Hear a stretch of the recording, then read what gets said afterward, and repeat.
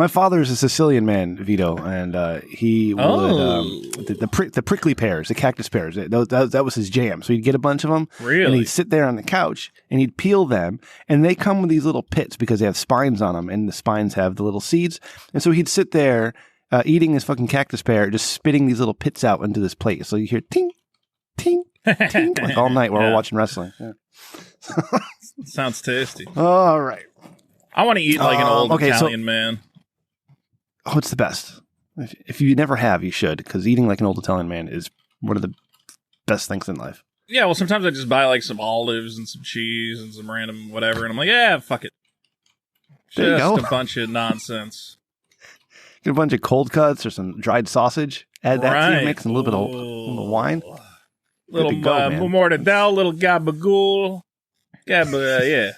All the good stuff there. That's more New York. No, it's fine. It's all the same. Like, we're all the same people, I guess. All right, here we go. Let's do a show. He used to do a World of Warcraft advice podcast. He even did the original Drunken podcast, changing the game and influencing a generation of podcasters. Randy, the weed dispensary has accused of crimes he never committed. Shamed. Send you the email. He disappeared.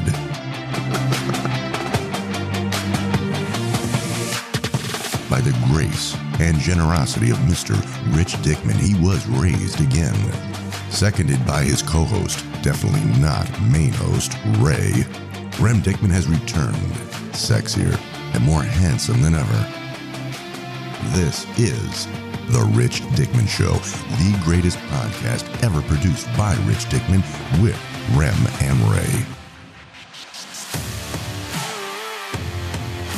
Featuring executive producer Randy, producer Ryan, Maddie from Australia, hot drummer Newsbaden, and Svensson. The Rich Dickman Show, your slightly better than mediocre podcast. Hey, everybody. Welcome to episode 141 of The Rich Dickman Show, the podcast that is slightly better than mediocre. I am your host. I am Rem, back at you once again from the basement. It's cold here in Connecticut. It is wintertime. I got a hat on. Like, who sits in their basement with like a beanie hat on? It's just me. Anyways, Ray, you're over there in California. Just came back from San Francisco. Back up into the... I don't know how California works, man, because you go down south and it's warm, and you go up to where you are and it's probably still warm. Anyways, how are you, buddy? It's good. I went through it. Just was in a rush today. Went to go get some coffee on the way to work, and I got a hot. You ended up in San drink. Francisco. Yeah, that was a little bit later in the afternoon.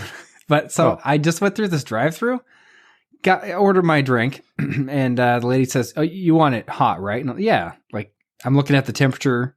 It says 45 degrees, which isn't cold, but like, you know. And she goes, "Good choice, good choice." I'm like, okay. She goes, "Oh, well, everybody else has been ordering ice drinks." Okay, I guess everyone orders ice drinks when it's 45 degrees in California, except for me, apparently. I don't know. It's California. There you go. Yeah.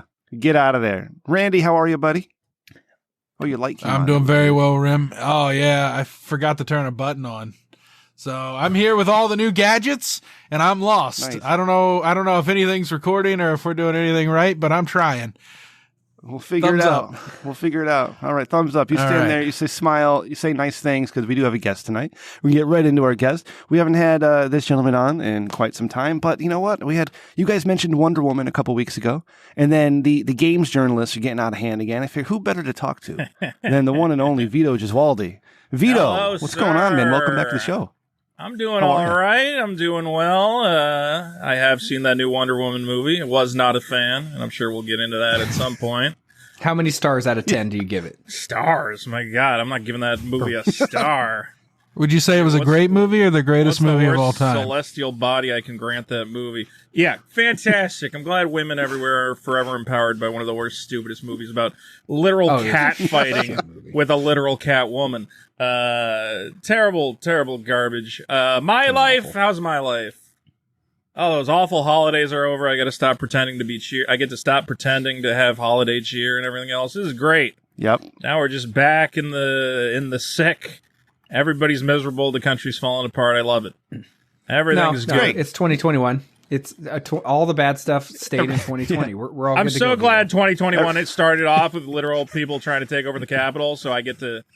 None of this. Oh, it's going to be better. It's going to be. It's the same shit it ever is, and then you die. Stop pretending. Just go. Every year is the same just shit, as but bad with buffalo as the year horns. before. Yeah, yeah, and a guy with Viking paint on. Exactly. It's wonderful. Yeah. Oh, it's amazing. Yeah. Did you see I'm the doing speaker's well. podium? Go ahead. Yeah, I saw a guy stole the podium. Good on him.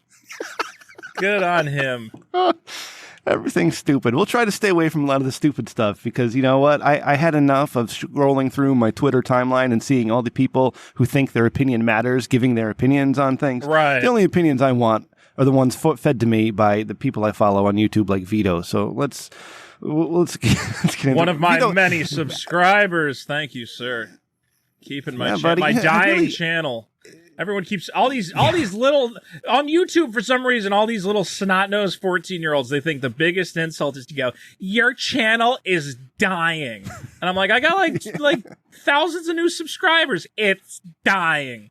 My video got like 100,000 views. You're dead. You're a dead YouTuber. You'll never be as popular as PewDiePie. And I'm like, okay, whatever. Fine. My dead channel. I don't care. Will. I'm happy being dead. I enjoy it. Let me die in peace, you horrible children. I got to tell you a quick story I think you might appreciate as a YouTube personality. Is that my son, he said since 14 years old, and my son's a little bit younger than that, but my son created a YouTube channel during quarantine times here because he was bored and he had Legos to build. So now he builds Legos on his YouTube channel, right? And, you know, these makes little videos. They're 5 to 14 minutes long, depending on what it is. And it's fun for him, and he edits his own videos, and it's great. You know, it's great. And so he watches his likes versus dislikes. He doesn't have any dislikes, okay? I mean, he's a kid. Who's going to dislike a kid's video, right? So he's getting into a little stiff, little argument with a friend of his. And he wakes up one morning and notices that every single one of his video has a dislike on it. Just one single dislike on all 50 of his videos. And so my son says to his friend, "He's like, hey man, did you dislike my videos?" And the kid says, No, I didn't do that. And he says, "Well, I think you might have." And the kid says, "No, I didn't do that." So then my son says to him, "Well, I'm going to dislike every one of your videos then." So the kid says, No, don't do that. Don't do that. I'll like him again. I promise. So he went back and he undid the dislike and added, so awesome stuff. Don't dislike you can't dislike your buddy's videos. Come on. The algorithm sees one dislike. Yeah, support each other. Come on. Yeah. So what you should do? Tell me the name of that other kid's YouTube, because I'll go buy a bunch of YouTube downvotes. That kid's gonna wake up to 1,000. No one messes around. 3 likes and 10,000 dislikes. He's gonna go, "What happened?" I'm gonna pay a bunch of Russians to leave comments like, "No one in school likes you, and you're never gonna be popular." And there's a reason Sarah didn't invite you to her birthday party, because we all think you're gross.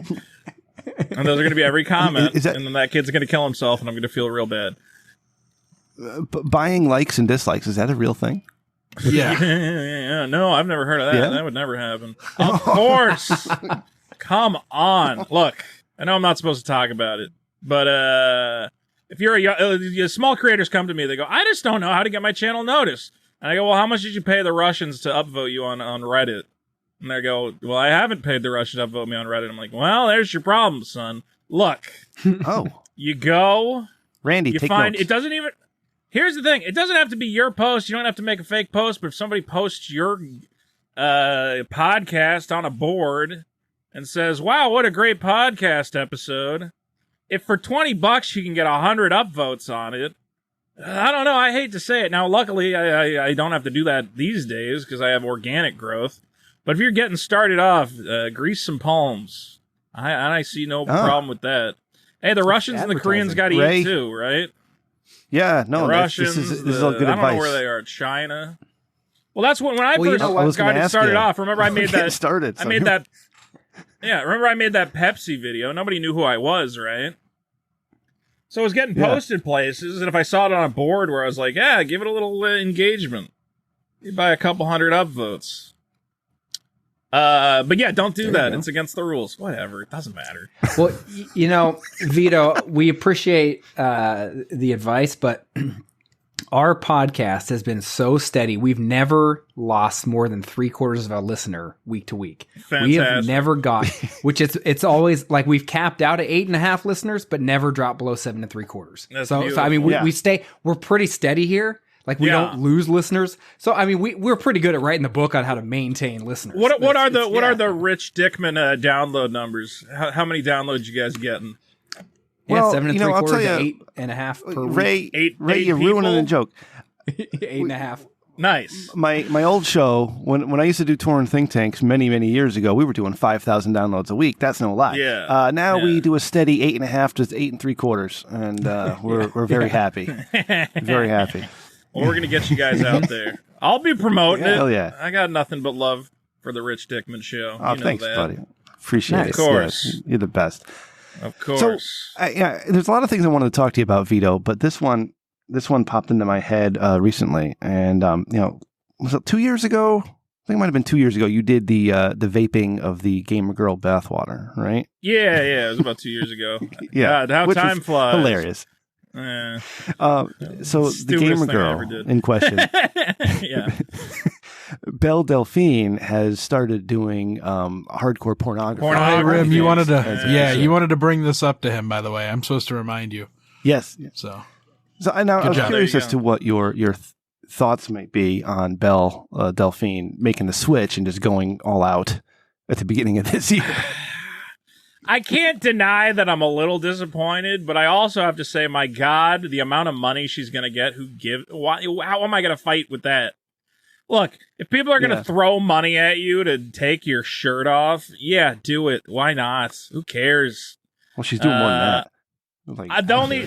The only thing is, I honestly thought that Belle could have been like who even cares about being mainstream? There is no mainstream. They're not making Hollywood movies or anything. They're not making TV shows. Yeah, forget the mainstream. The new mainstream is to have an OnlyFans. So just do that. Who cares? I'm not losing sleep over it. I just hope that she doesn't abandon. I'm all for people making money. Yeah, I just thought that she was making good comedy kind of stuff, and I hope that she keeps doing that because I think she has a genuine talent. I believe you're kind of on the right track there, Vito, which is I think the new mainstream is everything's niche. The population of the world, coupled with the fact that people from all over the fucking world can just log in whenever they want and see stuff. There's no more like regional. You don't have to reach the people in your specific area.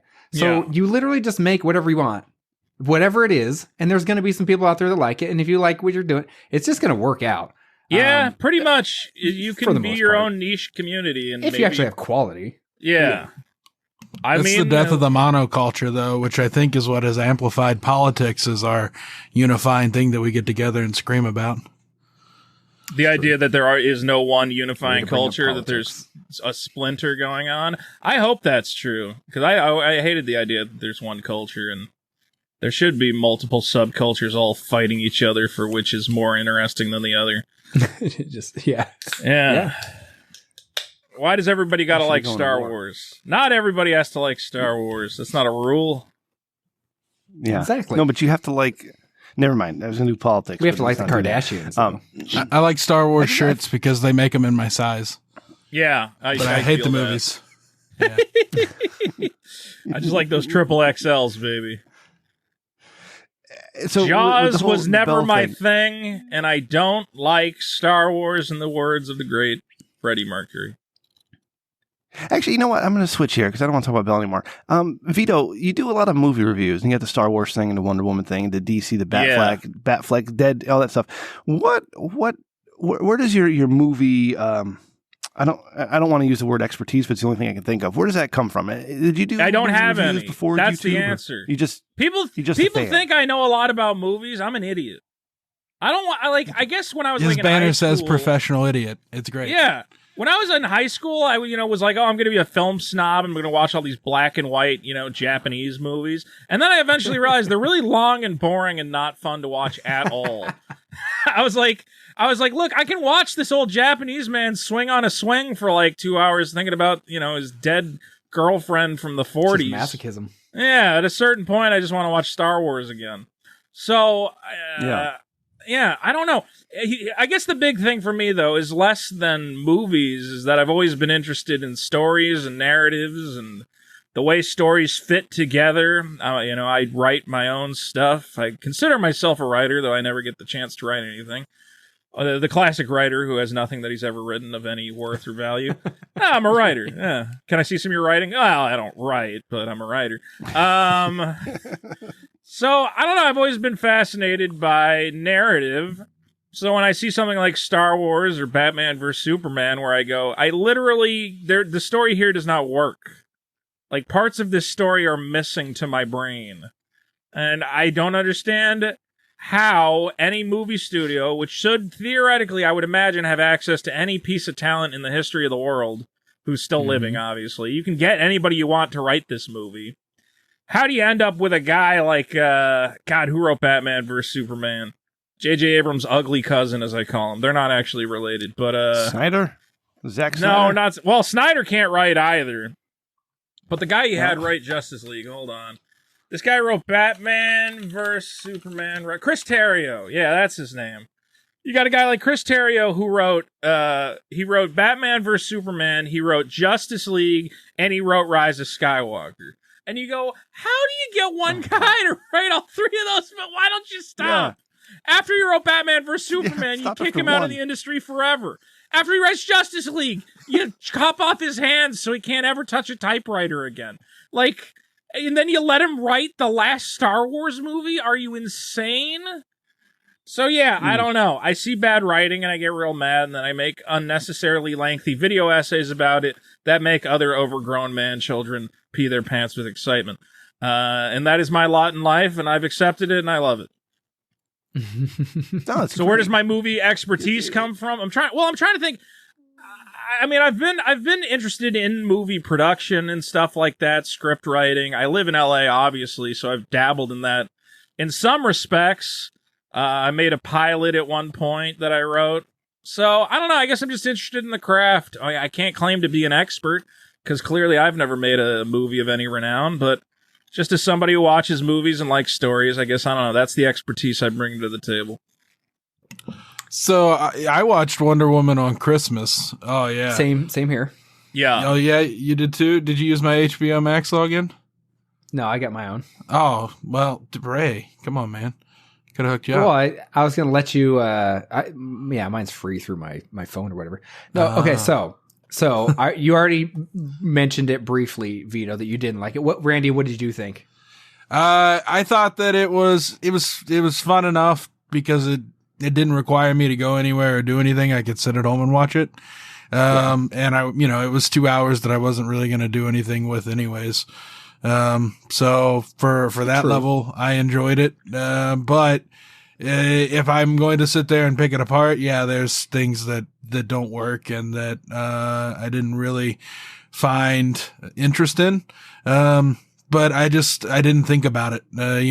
What they say, Rick and Morty says, don't think about it.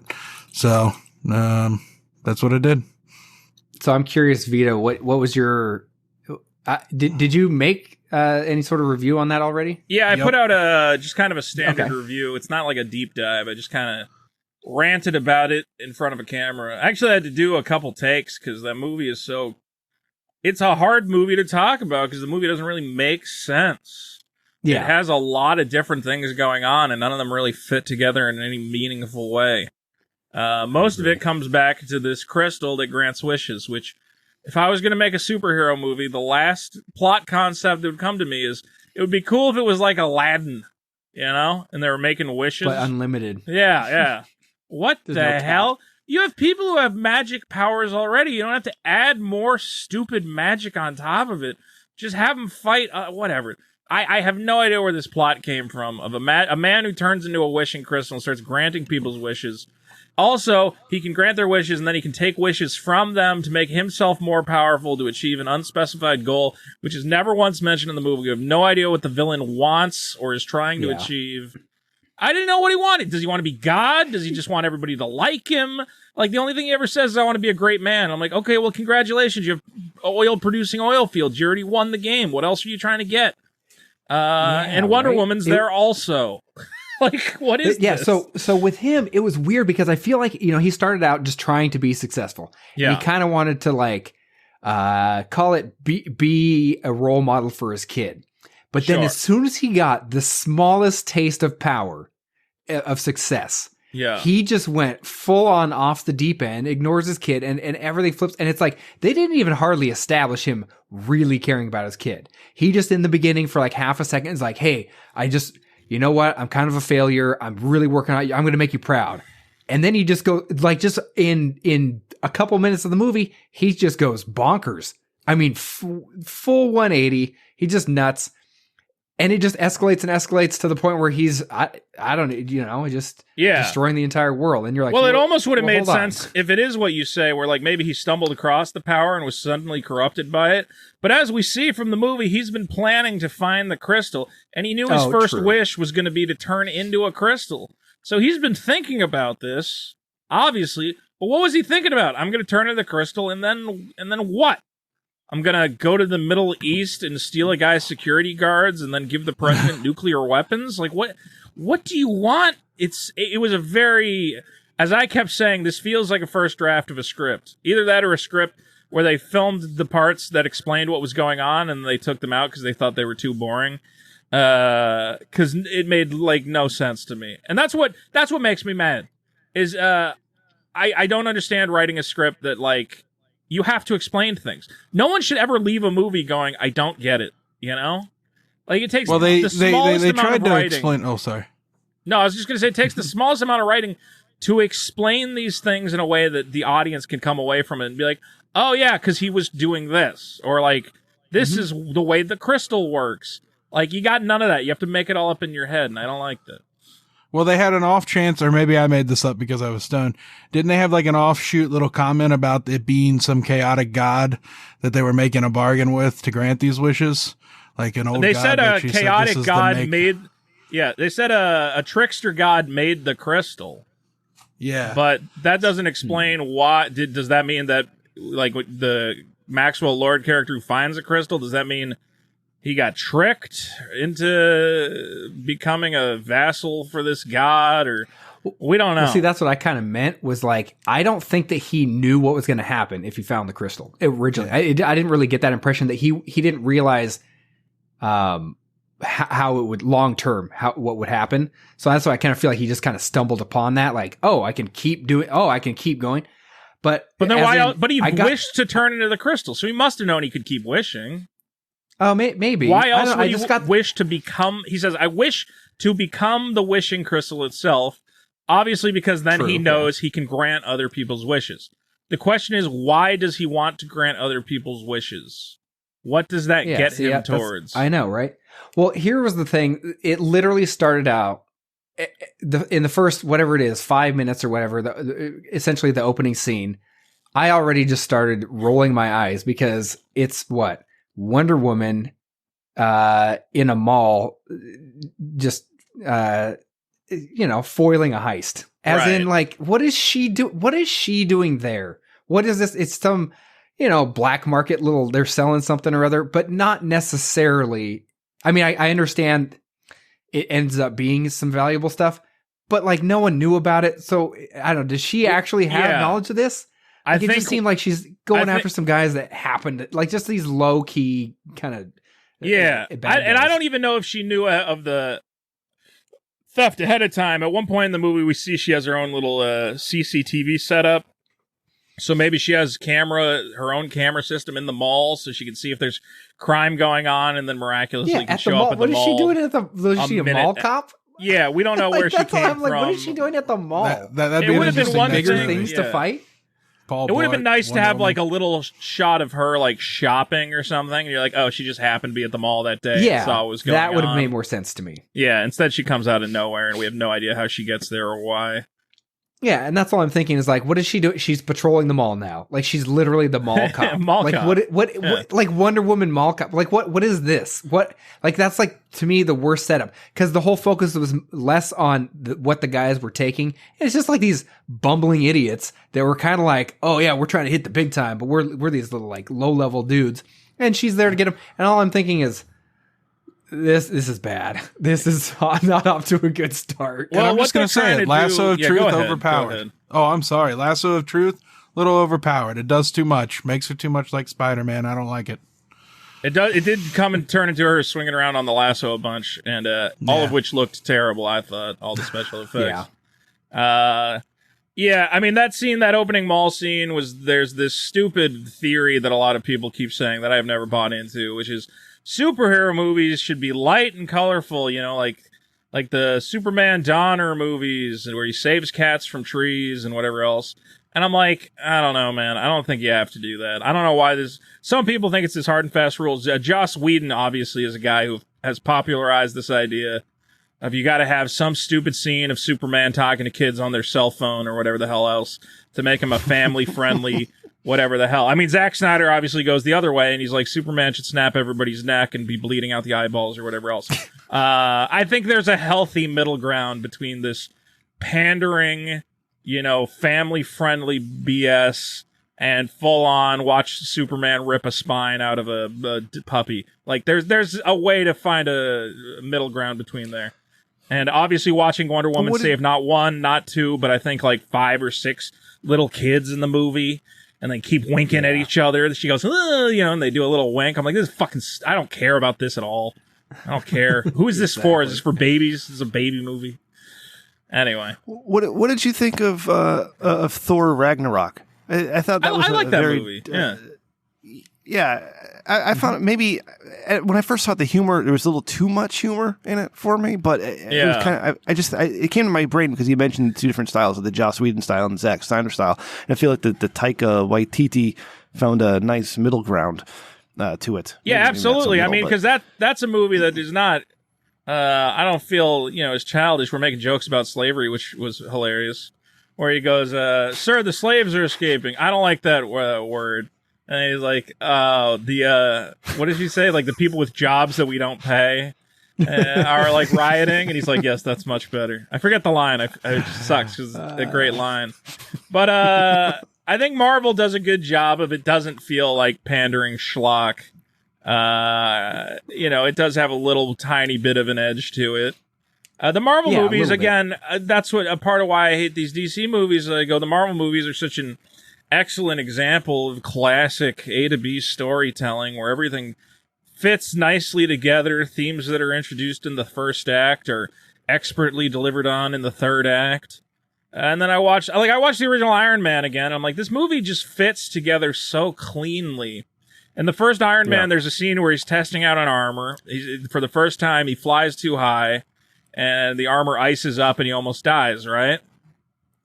You remember that scene in the first Iron Man? Mm-hmm. Yeah. Yep. And then when he fights the final bad guy, what does he do? He grabs him, he convinces him to fly as high as he can go, and he says, hey, did you ever solve the icing issue? And the bad guy goes, what?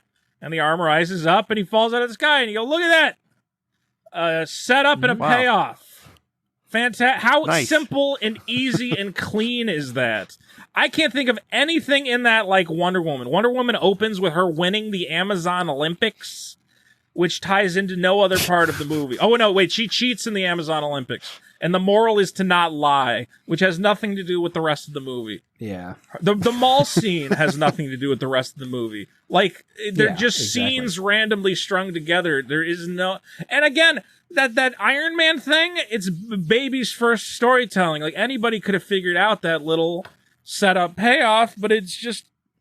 Why is that beyond people at this point? It seems so obvious. Not when they have budgets like they do. Where, I mean...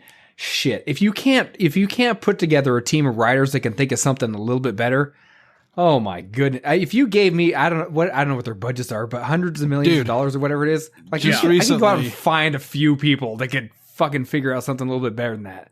The CEO of Warner Media predicted that within the next 10 years, a budget for a film will be over $1 billion. I heard that on a podcast a couple of weeks ago. Well, when they're making multi-billions. Well, but that's what... Yeah. Well, like we'll see if that ever happens again. People are saying we're entering the next stage of filmmaking where they can't make... If we don't have movie theaters anymore, movies are going to have to scale back. We're going to see more TV and stuff. So we'll see. The age of the mega blockbuster may be over. Which might be good. It might be good to get back to small movies and not... I don't know. Maybe. I'm conflicted. Man. If you guys, so I'm sorry for jumping into this one late, but if is there any more to Wonder Woman? Because what Vito just said prompted my brain. Terrible. It's terrible. Yeah, good. I haven't seen it. I just watched Vito's review. That's all I needed. So Vito, unless you're just a real big like Gal Gadot fan or something along those lines, or like Pedro Pascal, don't watch it unless you're a big fan of one of those. Are we allowed to criticize it without being sexist now? Yeah, I think we are. I think even women hate this one, thankfully. Okay. It's not, and again, even as women are saying, or whatever, I think even women say that it's an anti-feminist feeling movie. She spends the whole movie obsessed with a man. She hasn't been able to get over the death of her boyfriend 65 years ago because she's a helpless woman who's incapable of emotional growth. And then she ends up fighting with another girl who thinks she's prettier than her. So, the movie is kind of a big step backwards in terms of female representation. Yeah, the Kristen Wiig character literally starts out as like a nerd and wishes to be, I want to be pretty attractive. And strong like Diana. Yeah, just wishes like literally want to be attractive and seen by men. And it's like, okay, could you have anything less feminine? Like that is literally like anti-feminine. Like, and then all these guys start hitting on her, and she's all smiling and happy, and you're like, right? That's how women derive pleasure. Fulfillment. Right? Women are happy when you assault them with sexual unbelievable innuendo. But then it goes back and forth, and then it's like, no, she actually doesn't like it. I don't know. It's all over the fucking place. Yeah. Does Wonder Woman 84 make you nervous for Patty Jenkins' Rogue Squadron? I mean, I didn't like the original Wonder Woman that much. It looks okay. I don't think it was a great movie. I mean, I've gone on record saying, how many Star Wars movies are you making? 11? No, stop, don't. Like, the idea that they all of a sudden have one hit in the bag with Mandalorian and Star Wars is saved is nonsense. I still don't think they know what they're doing with that franchise. And to pretend that you can just put Dave Filoni in charge and everything's Dave Filoni and what's his name, Jon Favreau, and everything's going to overnight fix itself. I still think you need to be cautious. They're treating it like it's when they first bought the property and they said there's going to be 2 new Star Wars movies every year. Suck on that. I mean, obviously Disney right now, the theme parks have no one coming to them. They're bleeding money. They're bleeding employees. I don't know why their stock price isn't dropping like crazy. And this is them saying, well, what do we got? We got to make some money. Let's just suckle the teat of Star Wars until it is bled dry. Is it possible some of these movies will be good? Sure. But based on what seems to be an accelerated production schedule, I mean, announcing 11 movies at once or TV shows, whatever else, a lot of these movies are going to suck. They have to. Well, with Star Wars, they have just the number of books that have been written and just cartoons. There's just so much out there that you could, in theory, pull a Marvel, if you will, and just not rehash stuff that's been released not in theaters, but essentially do something along those lines. This quality, things that have been received well within the Star Wars fandom. Yeah. But you know what I find most entertaining about The Mandalorian is that they're constantly going to new environments, and the environments they've built are fascinating. So you're constantly meeting new people. You're going to these environments and you're like, I just find myself like looking around kind of thing. You know what I mean? Yeah. But it's not necessarily the story matters, but you're jumping from one place to the next. But it's kind of just, you just go, hey, this is just, it's just new and entertaining all the time. But when they've done these movies that have these massive plot holes and they're just all over the place with the story, then you're like, I don't know what the fuck's happening. This is boring. I'm falling asleep. So they need to somehow mix that stuff together. I don't know what the solution is, but whatever they're doing right now with the movies is not working. I've said that they need to, I'm convinced of this at this point. They need to go in and say, look, sequel trilogies are Elseworld now. They're alternate universe. They're not canon, or they're their own separate canon.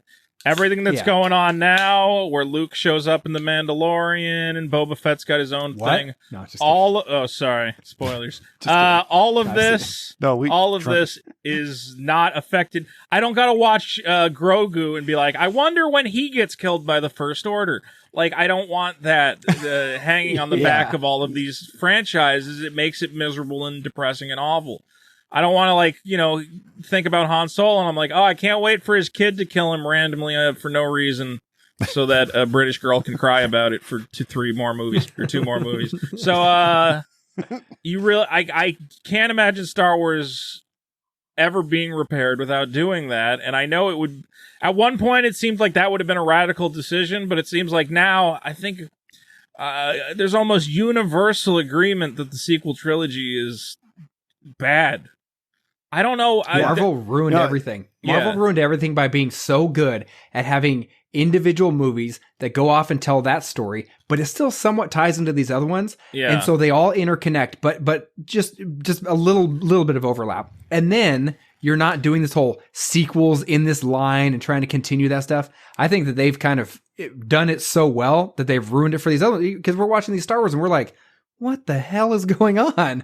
And it's like they're trying to smash all this stuff into 3 movies when there's times they just fly through little sections and you're like, whoa, you need to slow that down and actually expand upon that, because you're trying to sit here making all assumptions. Rise of Skywalker. They're awful. Yeah. Vito, I watched your review on the finale of The Mandalorian, and Ray and I was drunkenly ranting on Star Wars last week, Darth Vader comics and The Mandalorian season finale. And I know you enjoyed the Luke Skywalker reveal.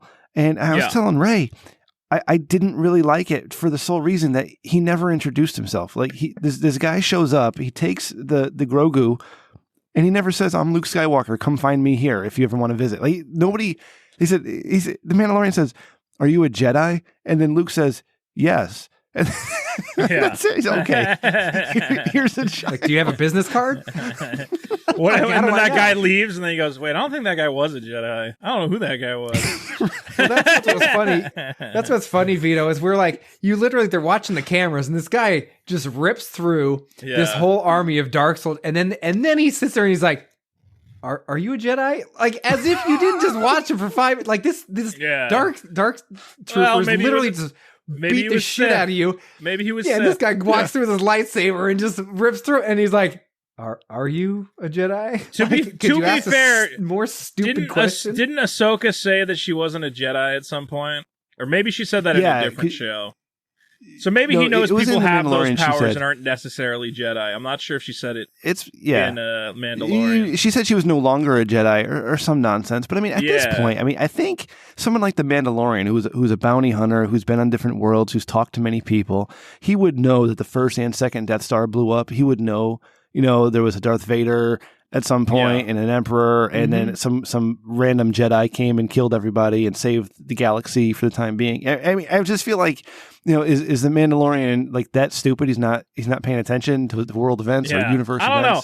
Although I will say, I think it's okay. Are you a Jedi? What do you think, dumbass? I mean, it's a good chance he probably did. I think it's okay, though, for him to not introduce himself. I think there's an unspoken understanding that it's like, look, man, I'm going to raise this kid.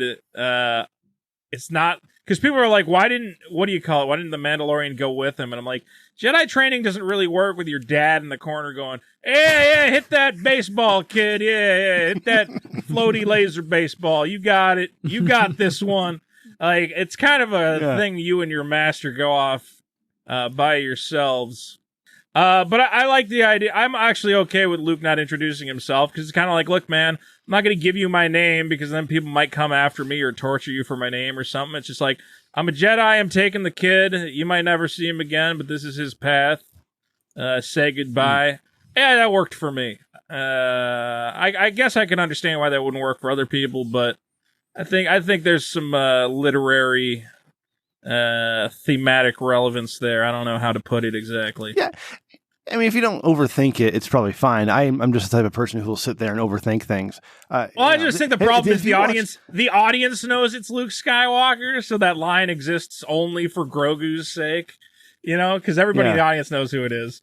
If he went, my name's Luke Skywalker. I've gone on a lot of adventures with my friends Han Solo and Leia. Let me tell you about this guy named Chewbacca. There's only so much exposition. But just identifying himself as a Jedi, yes, I'm here to take the child. I think that works for me. Yeah. If you don't, I don't disagree. I could have used. If I'm Luke Skywalker, defender of the Rebel Alliance. No, they could have done something as simple as he maybe says that just to say, but then as soon as as Luke and Grogu walk out, they kind of turn to each other and they're like, "That was him, huh?" That kind of thing. Like that. We know. It. Yeah, and that's all you'd have to say is like they look at each other and like, "Yeah, that was him." Whoa, that's crazy. That was him that showed up. That kind of thing. Yeah, what should have happened? One of them could have said, "Was that was Luke Skywalker," and then another one could have farted real loud, and then they could have ended and rolled the. I'm just fucking around. I don't know. No, or like just imagine they all walk. I'd actually watch it. Mandalorian will return. Yeah, that would get me to watch. I would enjoy that. Vito, are you? I want to be the movie critic who only has terrible ideas. Hey, I don't even know. See, that's the thing. I guess I'm a movie critic now, huh? I guess that's what I do. Yeah, you totally are. Yeah, you're like that Marcus dude from the Cosmonaut Variety Hour. You review movies and give your opinions on things, and then yell at everybody online into it, I guess. Yeah, I gotta watch more movies. Have you watched any of the? Hey, getting the credentials to be a movie critic is the same as the credentials to become a game journalist. Yeah, well, to be fair, I was one of those for a while too. So I just constantly. I don't want to switch that yet, Ray. Yeah. Oh, okay. But that was a good segue. I thought it was a good transition. Goddamn, Ray, that was real good. I'll get you a bonus in your check next week. But real quick, Vito, have you watched any of the Transformers War for Cybertron on Netflix, like the new series they're doing? Are you into that at all? No, I haven't watched it. Is it animated? They're like, is it 2D, 3D? Yeah, it's like an animated 3D type of Transformer show, and it's kind of like a retelling of the war for Cybertron and how they ended up on Earth. And it's a trilogy. Oh, cool. You haven't seen it. So, well, I never got too deep into Transformers. It was because Transformers was what, like 84? I don't know when. No, probably a little later than that, 86. No, I was always 84 a TMN. when, was it 84? Yeah, I was I was born a little later, so I was a TMNT kid, man. Okay. Well, I like those Ninja Turtles, but I never had any Transformers, so I never got into the lore. Got it. So I won't pass you on the Transformers stuff. I was hoping maybe because I need someone to talk to about Transformers because the War for Cybertron and then Earthrise just dropped. I watched all that on Sunday and like I'm psyched because it's cool and you're able to use all the retro and it still so anyways. Okay. So yeah, so Ray went into games journalism, and I've always had a problem with games journalism being a thing because it just felt like it's a bunch of dudes playing video games and then calling themselves something so they can write about it. But I also don't want to insult you as being a former games journalist yourself. No, your it's Cyberpunk fine. 2077 review, it was the funniest thing I've watched, I think, in the last 7 weeks. So I liked that thank review. you for that. I thought it was pretty funny. I thought that should have got more views, but whatever. Because I was playing, because I just streamed the game, and I didn't even stream it for like a full 10 hours, and I was hitting all these bugs. I was like, this game is ridiculous. The amount of bugs that are packed in this stupid thing. Oh, it's bad. Why are these games being released with so many bugs? But you love that voiceover in that review, right? I sound like a real game journalist doing the voiceover. No, it's like I was watching G4. It was fantastic. Yeah. Cyberpunk 2077 is set in the neon-soaked streets of Night City. An action RPG romp. Yeah, I can do the stupid voiceover. The stupid pandering corporate voiceover. This boss wants you to kill him because he drops dead as soon as the fight starts or whatever. Yeah. Dude, the amount of game-breaking bugs in that stupid... Oh, my God. One time I tried to adjust... I was like, this music's too loud. I was in the middle of a firefight, and I tried to adjust the audio settings to make the music lower, and then I got stuck on the screen to adjust the volume. Like, I couldn't leave the screen... And then when I rebooted the game, it's like, your settings were corrupted. Sorry. We deleted your settings file. I'm like, because I changed the volume? Yeah, we had to delete the whole file. Change your settings again. All your buttons are messed up now. The hacker so real infiltrates your own PC. Yeah, so why are they releasing all these games broken like this? What's happening? You know, I used to just fucking buy Mario and play Mario for 2 hours and everything was great. But now you're getting games and they're all broken. Or you're waiting for patch updates or some bullshit. Like, what's happening right now? What's happening is that video game companies have become highly profitable public traded entities with shareholders. And shareholders don't want to hear, the game ain't done. They want to hear, we had a record quarter for Christmas. CDPR, you can buy their stock, which has now plummeted to, I don't know if it's record lows, but they undid at least 6 months of stock gains. Their stock has dropped like a rock. Maybe it bounced back at this point. But the problem is, again, so Cyberpunk 2020, that was CDPR, who is publicly traded. You had Fallout 76, put out by Activision, which is publicly traded. That's Activision, right? I believe. EA, publicly traded, who put out Anthem. What's happening is these guys are letting the stockholders dictate the content. And the stockholders are running them ragged. And then, unfortunately, the gamers seem to be given... The gamers have given companies passes in the past. Like, I remember when, Destiny first came out. That game was not done.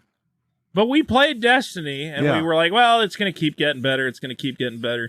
But even then, we should have said, no, it's not done. Don't buy it. Don't wait for it to get better. So... I don't know, we're in a weird situation where these companies make these ambitious, gigantic games, which they want every single gamer to buy, and I guess put them on unrealistic time schedules, and they're like, it'll be out for Christmas.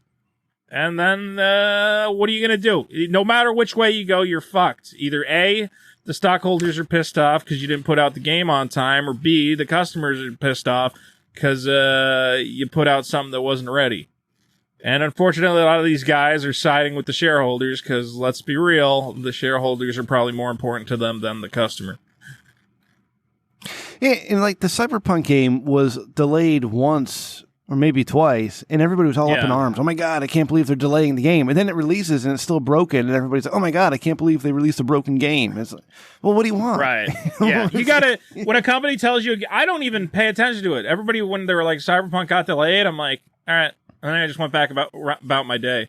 Well, you know how many video games have been released in the history of the world? Just go play literally any other game while you wait for the other one. Jesus. Yeah. I just bought The Witcher 3. Go play. There's so many games I have not had time. I don't know who these kids are who have time to play every single video game that came out, and they beat them all, and they got, Steam trophies and accomplishments. Yeah, I'm tired of playing Fallout. I've played it 400 hours. Well, you're insane. I don't know how you people have time to just play video games in your life. But me, I'm not losing sleep because a new video game's not out. I just wait. Like a good, obedient consumer, I wait patiently until it's done. And that's how you should be. And you should not want anyone to rush anything to market. Why do you care that badly? You've got a beast of a PC or something, don't you? Because I was watching your stream earlier, and Jesus Christ, everything looked beautiful. What do you got there? Oh, wait, well, was I streaming Call of Duty? Yeah, is that what you were watching? Was that on that's on my PlayStation. Yeah, that and the Minecraft. Oh, okay. Yeah, those are both. Right. Well, Minecraft's on my computer, so. But hopefully you don't need too big or good a rig to run Minecraft. No, I have a decent PC though because I do ray tracing now. Yeah, I do. Or I did do video editing professionally. I mean, I guess now that I'm a YouTuber, I still do video editing professionally. So I have a pretty okay rig. But I don't really use it for games, honestly. Especially because streaming, if I can play the game on my console and stream it with the computer, that way I'm not doubling up the load, Because if I'm playing it on the computer while streaming, then I'm eating up every single resource. So that's usually why I try to stream console games. What's it's popping in my head now. I didn't even think I was going to bring this up. This Minecraft streamer named Dream. Do you know about this guy? Yeah, a little bit. I know people are saying he cheated. And also they love him for some reason. Well, yeah, I've never heard of the guy. And a couple of months ago, my son and I were getting back into Minecraft, right? So I was watching Minecraft videos on YouTube, and he had these things where he had like 3 of his friends try to hunt him down in survival mode or some shit, and they had to try to kill him, and he had to try to beat the game before they. And it was super entertaining, except when he screamed like a girl, and that shit just bothered me. He was like, "Oh my God," it's like, shut up, like. And then all of a sudden, I see on Twitter like Dream, it might have cheated at something. And I'm trying to figure out what was going on. I'm not a gamer anymore. Like I used to do a podcast about World of Warcraft. And so World of Warcraft was the last game I really got into and played. And I can't, nothing holds my attention. I just don't play games anymore. So is Dream a cheater? Is that what's happening? So the way it happened is, speed running, trying to beat the game as quickly as possible, right? Yeah. I love that shit. I love summoning salt. The Minecraft speedrunning community, Dream is probably, I guess he must be most well known for that, is one of the top Minecraft streamers.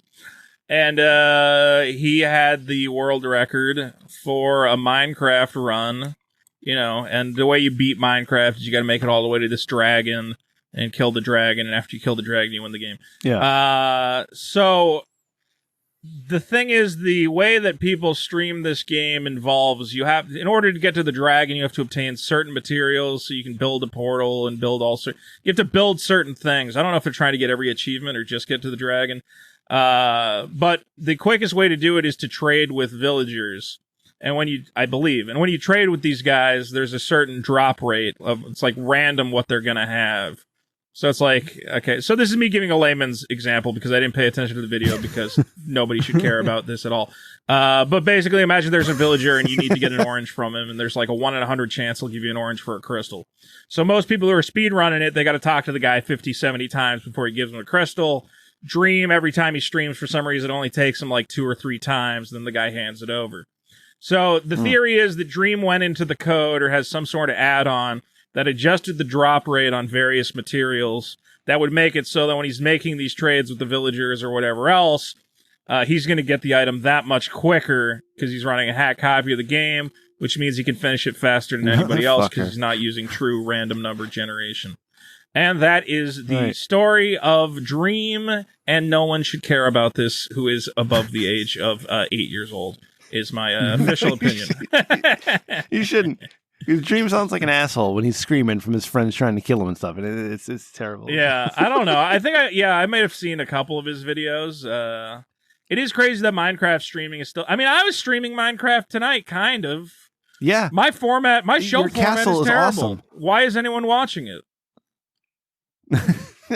Because your castle is fucking rad as hell, Vito. Like you got the waterfalls. My what's rad? My castle your is castle, hella rad. Yeah. Yes. Thank you. I love that thing. No, you're welcome. It's amazing. I have a pretty sick Minecraft castle. Let's be real. Although I need to expand it. Yeah. It's actually tiny on the inside, but the waterfalls are sick. Like it was actually, your stream was hilarious because you had Dick yelling at one of your viewers while you were just going up and down the waterfall and getting supplies and shit and getting rid of snow on your castle. That's what's so funny is we're talking about the death of democracy and Trump taking over the world, and I'm like, dude, I just found diamonds, and I'm like, this is the stupidest timeline. I swear to God, like this passes for entertainment in the fucking future. You know, it's like armed men just overtook the Capitol. Dude, I found virtual diamonds in my children's game. Yes! And then I lost my pickaxe. Ow, now I'm mad. Dude, I have this one diamond pickaxe, and it's incredible, and I keep losing it in the stupidest ways. So I'm not even ashamed to say it. My Minecraft account, I've enabled cheats so I can respawn I play it normally until I lose my magic pickaxe through no fault of my own. Tonight I go through a portal and immediately explode and all my weapons go, everything I have goes away. No. Yeah. I'm hacking that diamond pickaxe back into my game. That's nonsense. I'm trying to play it for real, but that's nonsense. Yeah, I try to do that with my son. Though. We try to build a whole little environment and everything, and then all of a sudden, I come back and I log on, and all this shit's done. And he's got all these supplies and all this stuff built, and I'm like, yeah.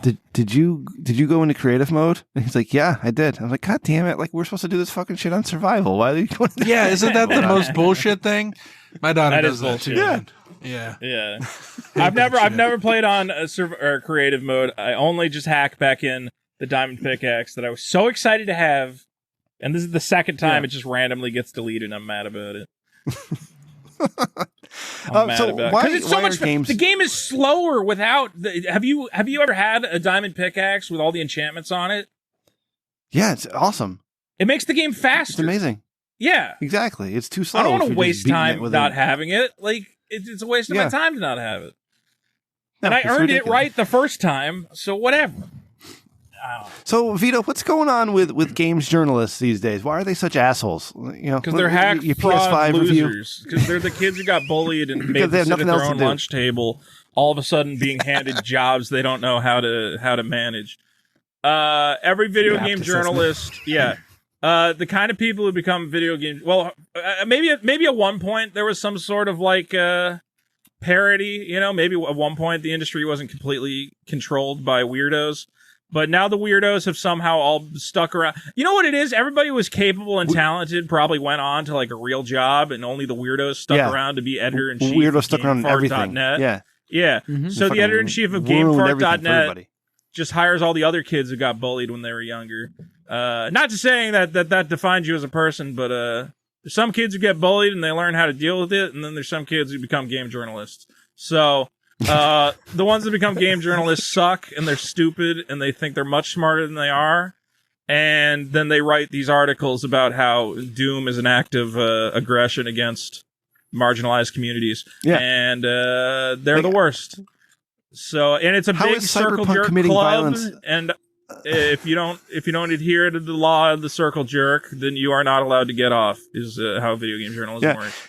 Vito, my favorite thing about you is that you're a centrist like me. You may be left-leaning centrist. I think I'm right-leaning centrist, but we're still centrist, right? So we can see both sides of an argument and have an honest discussion about it.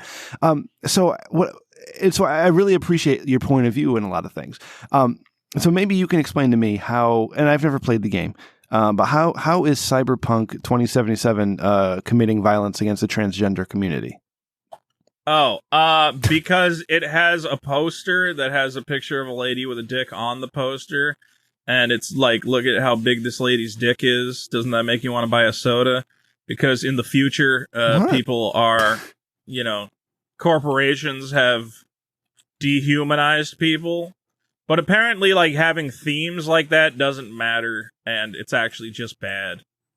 It's a classic example of, for some reason, certain people think that if a character in a book does a bad thing, that means the author also wants to do that bad thing. So, like, obviously, if you write a book about Nazis being bad people, that means you're a Nazi. When Ray talks about banging fat chicks, that means he wants to bang fat chicks all the time, right? Right. So, because the evil corporations in this world have deeply sexualized every aspect of this culture, and there's sexual ads everywhere, and one of them involves a trans person. That means that the makers of the game are unfairly fetishizing trans people, just like the evil fake corporation, and we must string them up from the rafters. Like, that's why, with that logic, they should go after trans pornography, because that's exactly what that is. But that's fun. Okay, so thank you for explaining that to me. I was always wondering, cause I'm always curious to how we're committing violence against different communities. So thank you. Yeah. Thank you for that. It's funny. The game journalists have ruined everything. It's like, again, I mentioned I was a big World of Warcraft player many years ago, and we did the whole podcast about it. And it was interesting just seeing the change on a website like, now it's called WoW or Blizz. And Ray, what's it called? WoW Insider? Whatever they were. It was the WoW Head. Is it still? WoW Insider. But I don't know what the fuck they call themselves now. But, they would just report on the game, and that was it. And then it all of a sudden became like an activist movement on, maybe that's not appropriate, or maybe that's maybe we shouldn't have that in the game, that type of stuff. And just to slowly see. And then all of a sudden you had the Gamergate thing in 2015, and then Trump ruined everything for everybody. And now games journalists thinks that they're the most important fucking piece of shit in the earth. And they got to tell you why buying a PlayStation 5 is actually a bad thing when they're supposed to be reviewing a PlayStation 5. It's all about scoring points, Rim. That's all it is. It's really obnoxious. I don't know what's wrong with these people. Again, these are people who have been handed jobs that they probably, I don't know. They don't know what. Everybody thinks they have a message to give. Sheltered weirdos. Who have not dirtied their hands in American soil once in their lives. Who have never worked the fields, worked the plow. Tell me about it. Yeah, their fingernails are lily white and have never once been sullied. Couldn't you, in theory, be a games journalist these days and never leave your house? As in, you play a game for a little bit, you watch some streams, and then all of a sudden you make these leaping judgments and just write stuff. So you wouldn't actually have to go anywhere. Like, you could literally live in one room. Yeah. And still be a games journalist. Right? Yeah. I mean, a lot of these guys, whatever, same thing. A lot of these guys are remote. A lot of these guys just work in the one office. So, because here's the thing. Yeah.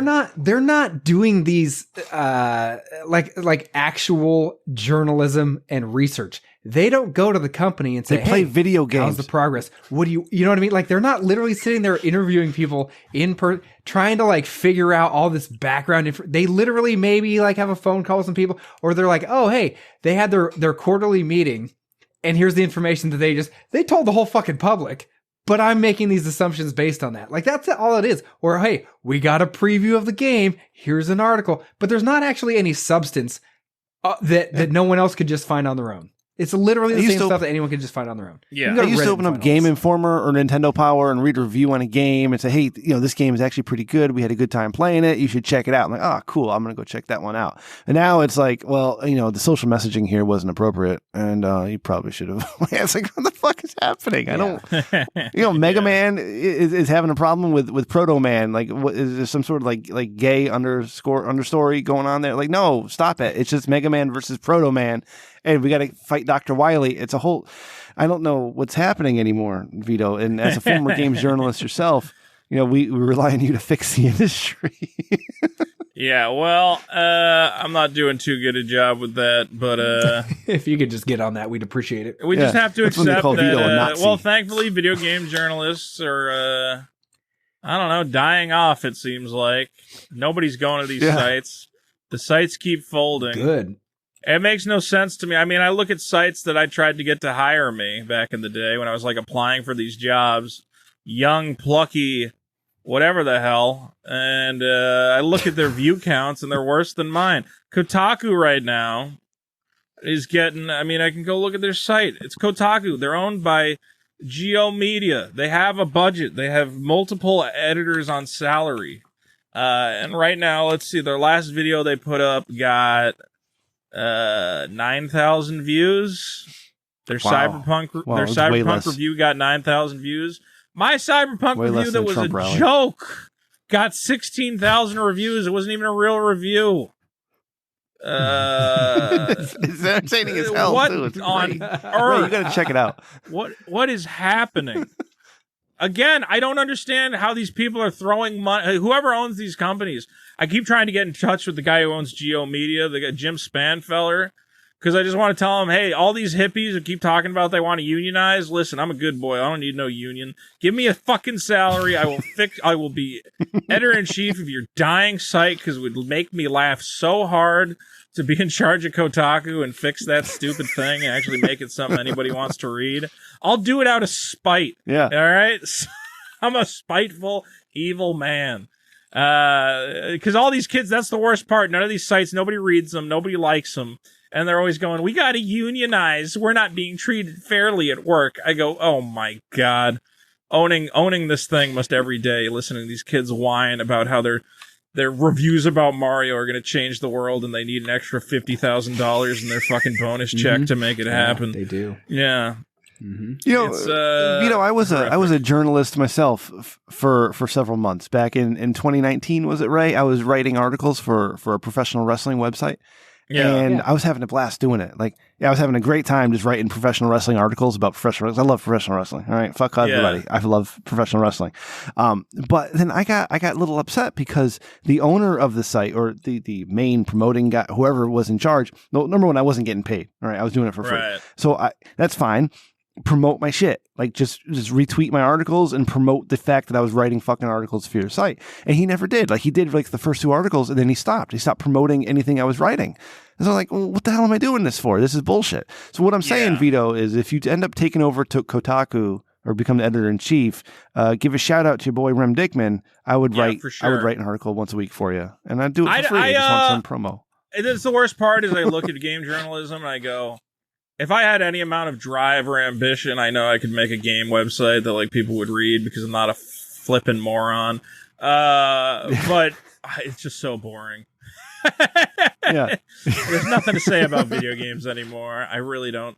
What can I say about video games as a medium? I'm greatly unimpressed with the current slate of video games. Even if Cyberpunk was running as a 100% all the way there game, it's trash. I think it's trash. I think it's a bad game. And my idea of where video games should be, we've gone down this. Basically, video games have gone down the point of we should just basically make bad versions of movies that already exist. And I'm like, yeah, I don't want to do that. Like, everybody's always talking about Uncharted. I'm like, oh, cool. It's kind of like Indiana Jones, but worse. Cool. Yeah. And now they're going to make it into a movie, so what's the fucking point? Like, I mean, I'll still play Uncharted, but that shouldn't be the template for what games should be, which people seem to think games like that, or Last of Us and stuff like that, that's what people think video games should be, just basically stupid Hollywood blockbusters that hit you over the head with themes that you've seen in better movies 20 years ago. Yeah, I just want to play Doom. Video games should be like Doom. I should be jumping off the walls, firing. And the whole time I was playing Last of Us, I'm like, when do I get a flamethrower and a jetpack? Because until that happens, this game sucks. Okay? Give me a flamethrower and a jetpack. I don't care about this lesbian and her feelings. I want to murder everything that moves. I'm sorry. Like, if you want to tell me this story, just make it into a movie. It shouldn't be a game. When I used to play World of Warcraft, I'd throw on World of Warcraft. You have patch day on Tuesdays, right? And that's when they fix the game. So Tuesdays were kind of out of the question. You have to wait a little bit. Patch day done, or whatever the fuck I used to play. But Minecraft. You get into Minecraft, pop it in, boom, good to go. I was watching your stream earlier. Vito. Sorry, it's the bourbon that's kicking in. Video.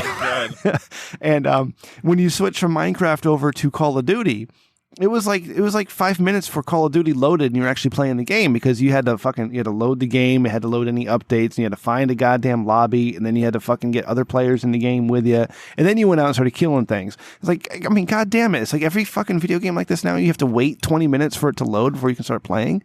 That's frustrating as hell. It's no good. You just want to boot it up and start I just want to play. Yeah, I hear that. That's it. I think a lot of the game companies, everybody's sniffing their own farts. Look, if you want to make a narrative-driven video game, God bless you. But here's my thought on video games: is if you're going to have a narrative, the narrative needs to. You can't. In Last of Us 2, you go around and you find other people's bottles of medication, and no matter what it is, you just stick it in your little knapsack. And then later on, when you want to learn how to build a sniper scope, you just dig 100 random pills out of your pocket and eat them all. And then you build a sniper, and then you know how to build a sniper scope, just like in real life. I'm sorry. Sounds like Randy's life. I'm tired of pretending that the video game story and the video game gameplay can't be connected in any tangible way. Just take that out of your game. Yeah. How about if she wants to build a sniper scope, you got to find a sniper scope. How about if I want to find bullets, I don't find them like 3 bullets at a time in a fucking, in the kitchen cabinet, there's 2 bullets, and under your kid's bed, there's 2 more bullets. Just give me a box of 50 bullets and let me kill the zombies. People are having trouble figuring out how to meld the world of narrative and the world of game, and I honestly don't think it's that hard. You just got to stop being a moron about it. Don't tell me that this video game is going to tell me a meaningful, deep story when the story is about a little girl who eats 200 pills and all of a sudden can withstand more attacks from machetes. Like, that's goofy and stupid, and I hate it. Not everything needs a message. It makes no sense. Yeah, I just want to kill shit. Vito, is doing YouTube stuff your full-time job, or do you have another job that you work and you balance? There's a cat. Cat butt. What happened? Hello? Oh my god, buddy! Fucking cat. He got her right up in my face. He knows what he's doing. Yeah, he does know what he's doing. He's begging probably for... What do you want? He wants to go outside. This guy loves going outside. Is YouTube my... Well, here's the answer is, I have a job and I'm lazy and I haven't been doing it, and they should be probably more mad at me than they are. So you work from home? I right now, hey, where are you going? You came to say hi and then you leave, my stupid cat. Technically my day job is graphic designer of, collectible, what do you call it? Board games, card games, that sort of thing. I don't know if there's video. Pretty cool. I don't know if there's video associated with your podcast. We're on video right now. There might be this episode. Yeah. For a long time, I don't talk about it super publicly because I'm always worried that like some weirdo is gonna like try to cancel my company because I'm associated with them. But at this point, I don't really care, and I think I'm gonna stop doing work for them anyway. This is a game called Star Realms, for which I am the lead graphic designer. And for those of you who don't know what a graphic designer is, I did not draw this tank. I don't know how to draw. But I did make the box and the logos and everything else involved with it, and the little icons on the back that tell you it's for ages 12 plus and that sort of thing. And I designed the instruction manual, and I designed the look of the cards and all that sort of thing. So that's technically my day job, and we have a lot of... That game does very well. My stupid cat is in front of me again. Boosh, what do you want? Get out of here. That game does very well. We've done multiple Kickstarters. I always look at the Kickstarter for Star Realms Frontiers, which I think made over $1 million. So that game pays my rent pretty well. And I own a small amount of that company. Yeah, Star Realms Frontiers kickstarted in... I don't know when we did this Kickstarter, but we raised $1.1 million. It's actually a very popular game, and that's what's funny is that nobody knows I worked on it. It's like a top 100 board game, and I'm like, oh man, many people are playing this game who probably hate my guts. I love it. Is this a Rich Dickman Show exclusive? I do the same thing. We're a super popular podcast, but nobody actually knows who we are in real life. Exactly. Ray, 2021 is our year, buddy. We got to get this shit in order, man. This is enough of the bullshit. Enough of the middling. We're with a top 100 3/4. podcast ourselves, Vito. Fantastic. Rem's right. Australia. This is the year. Yeah, we're number 87 in Australia. So for the longest time, I've been doing that, and then I was also doing a lot of trailers for video games. So as video games come out, you watch a trailer to see whether or not you want to actually buy that game. And that was a side job I had going for a while, making commercials for this one Japanese company. And actually, my friend just is leaving that company, so I can finally stop. I could probably now talk about it because I no longer have to worry about him getting fired for giving work to that one awful YouTuber. But yeah, like a couple Nintendo Switch games. There's a game called Let It Die that I'm actually wearing the shirt for that's on PlayStation 4. I did a bunch of trailers for that game. Made by Suda51, creator of... What else did he make? No More Heroes. I don't know if you ever heard of that game. Yep, I've heard of that. Yep. You ever heard of Grandia? Grandia is like a Japanese RPG series. They just had a release on the Switch, so I did all the trailers for that. Those jobs are a pain in the ass. Because I have to play a buggy, unfinished port of Grandia and convince the boss to attack me in a way that looks visually interesting. And then it'll hit me and the camera goes the wrong way. And I'm like, great, got to do that whole fucking boss battle again. Try and get that shot. Oh, God. That sounds awful. I don't know. I do a lot of... I get very bored, I guess. So I'm always doing something. But right now, because I got a little money in the bank... I am just focusing on YouTube full time and trying to figure out a way to make it a full time thing. It's getting there. Luckily, the Patreon's been picking up. Nice. And I got to find more ways to make the Patreon interesting for people. So hopefully I can come up with some more cool types of content to put on there. Hey, Vito, I made a video game. Did you? Do you think we could? Yeah, so I made one. Maybe we could collaborate and market it and stuff. So I made it a few years ago. In Don't college. become Vito's. I'm Vito's friend. Stop it.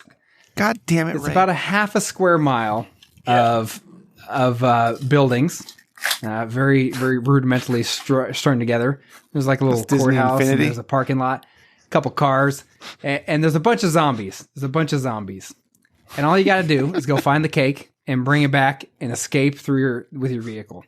It's a really awesome game. It's really awesome. And did it come out? Is it on Steam or what? No, I got an A on it though. You got an A in college? Yeah, I got an A. That's better than being on Steam and having people's accolades. So it's probably super marketable. But I can tell you this right now. Yeah. It's got more bugs than Cyberpunk 2077. It's got some problems. All right, the collision detection is that shit. I'll just say this right now. The reason there's so many bugs is because making video games is not as easy as you think. Yeah. Like, holy hell. You can run through a few of the buildings, or at least the corners of them and things like that. But with a little polishing, we might be able to make it into something. Well, hey, if you decide you want to start putting a marketing plan together, and I decide to start stop being a lazy sack of shit who hates working. Here's the thing. We get a marketing plan. It's just together. marketing. We just got to market it. Yeah. We just market it as better than Cyberpunk 2077. You don't want to cut the marketing guy in on it. You're not going to want to pay me. Less bugs than Cyberpunk 2077. That's all we do. That's it. I will say cool this though, if you ever want to collaborate on a project, I'm sure I could come up with some good game ideas, man. I got some ideas in the back of my head. But yeah, Ray, if you start, Vito from me, I tell son you of a what, bitch. if you start getting it together, I can always give you some advice on what I would do to get it out there. And I know some guys who make trailers who could help you out for sure. The problem with marketing, Vito, honestly, though, you just want to get it in the hands of streamers. If streamers start playing it, you're going to be fine. That's all that you want to have. True, we need to start Make it go streaming. viral. Yeah, streamers are the future. One of my old World of Warcraft friends does professional movie trailers. So like the most recent Muppets movie, and he did a Pizza Hut commercial. His name is his gamer name is Coltrane, and he's got one of those beautiful movie trailer voices. And I tried to get him on this show, and then Ray scared him off with some weird sexual thing, so I can't get him back on the show. Well, luckily, I'm an idiot. I don't get scared off by anything. Yeah, thank you. Vito, you mentioned on your stream earlier tonight that you needed somebody so you could just play video games and you could have somebody else talk to your fans. Hook it up. I'll sit there. I'll talk to people for you if you want to. No, I don't need to be paid. Yeah. I just need the exposure. I think what I need is, we can get you some of that. I think what it is, it would be good. I've been streaming lately. I'm not a streamer, but I guess I'm trying it out now because the last couple days I've streamed, I keep hitting like 300, 400 people watching, which ain't bad. I would try. Yeah. I realize that if you just give your stream a stupid name, like an inflammatory topic, I'm like, people will watch that, huh? Okay. I guess people like calling in. People like a call-in show. The last days of Trump. Trump hates America. Yeah, you get lots of people for that. Yeah. It's good to have Dick on too, man. I would like to have Dick keep coming back because it's like Dick said. Dick feels shackled with his show that he only gets what right-wing crazies calling in. And it's like, with my show, he at least has some left-wing people he can argue with. I'm like, well, there you go. Right. I offer you that. But yeah, I don't know. I guess I'm looking at streaming as another opportunity for ways to... It's all about finding ways to monetize the content. If you want to go full-time, it's a struggle because there are a bunch of different ways to do it. And you kind of have to do all of them and pick up a couple $100 here, pick up a couple $100 there. So streaming, you might make like $100 on a good stream, and then you might find a sponsor who wants to give you $200. It's this weird game of picking up pennies wherever you can find them. And, luckily, I guess I'm getting better at picking up the pennies. I don't have any sponsors right now. I've done some sponsored stuff. But it's hard to line that up, and it's hard to... Also, the audiences are weird about it, man. They send you little comments. They're like, I can't believe that you sold out to Skillshare.com. And you're like, what do you care? What just skip it if you're trying to make money. Just shut up. Yeah. The reason I can stream is because they give me money to buy computer shit. These I won't sell out if you just donate $1,000 a month. Yeah. Oh, you pay for a Netflix subscription. You're buying Steam games all the time. Like, I want you to sit through a 30-second ad and you get all pissy about it. Come on. All these kids live in some nightmare realm where everything's free for some reason, except for the things that they're willing to pay for. And the only things they're willing to pay for are all endorsed by mega corporations. They love giving their money to corporations. The second they got to give Vito a nickel so he can afford formula for his dying child. I don't have a child, but if I did, he would be dying, and it would be your fault. They don't need to know that. That's what I'm saying here tonight. Yeah. All right, Vito, we got a couple segments to do real quick, and if you wouldn't mind hanging out, we'd love to have you. We mentioned Australia earlier, just a few minutes ago. We have to check in with our buddy Maddie from Australia, see what's going on down in the land down under. So if you wouldn't mind, this is our weekly update that we haven't had in 3 months, Ray? God damn it! But I'm going to play this real quick. All right, here we go. Hello, friends at TRDS. I was just at a party in the future and had a few friends who wanted to send you a message. So here it is. Sometimes I guess there just aren't enough rocks. Put that cookie down! Now! I like serving the Lord. Hiking. Play volleyball. Oh, that's funny. You look funny sucking my dick with no teeth. Jesus Christ. It's pretty sophisticated for a bunch of half-ass mountain boys. For when I had my first beer. That's so funny. Last time I heard that, I laughed so hard I fell off my dinosaur. 2, 1. Happy New Year from Australia! Thanks, Maddie. Ray, what the fuck, man?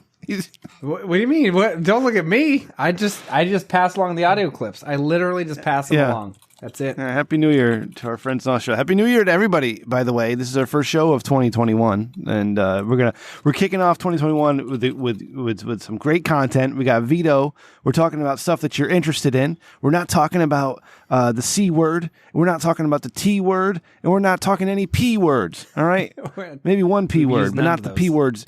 Right. We're not going to talk about the I word. Can we talk about the I word? Yeah, go back and listen to the whole episode. We've not used a single word that starts with those letters. Yes. All right. Vito, we have a segment that we call Thinking with Your Dickman, where one of our listeners writes in with a problem, and we give them advice. And I was a former professional advice giver on my old podcast, Torn Think Tank, with 5,000 weekly downloads. We used to give advice to World of Warcraft players. So we've carried this over into this show. So if you feel free, Ray will read the letter. Feel free if you have any thoughts, you want to give some advice to our listener. We would love to have you do that. So I got to play the bumper though, because Ray gets paid every time these go, and I get a percentage too. Yeah. You want segments? We've got segments. It's Thinking with Your Dickman. We call it Thinking with Your Dickman. Very original. All right, Ray. Beautiful. Read that letter for us. This is going to be an interesting one. Oh, God. So Joey writes in, a few years ago, I had a tragic accident in which I lost the use of my legs. While that sounds terrible, I met my future wife, who was my physical therapist during rehab. Fast forward to now, and our 10-year anniversary is upcoming. I would love to get her a very special gift. What I had in mind was a penis. Not a dildo, a penis. The problem is that I can't give her mine because it doesn't work. I don't even know what I'm supposed to do here. Do you think it would be a good gift to get her a male hooker? I mean, I've bought her a dozen vibrators and other such sex toys. I regularly use the parts of me that she finds pleasurable, but I get the feeling she's just missing dick in her life. I'd love to hear your thoughts on this situation. I mean, how do you know she's not getting dick on the side? Like, how do you know that? Good Vito, point. Have you ever done physical therapy and anything, Vito? With a female physical therapist? No, definitely not. I have several times. Bisexual. Yes. See, the thing between knee injuries and back injuries, I've had several female physical therapists.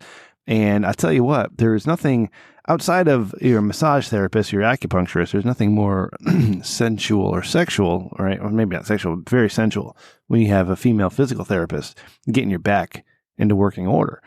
And then you realize maybe, I don't know, she may be 62, and I don't know what the hell's going on right now. Maybe I'm just excited because somebody's touching me and I haven't been touched in many months. One of those things, who knows? But yeah. It's a very special experience.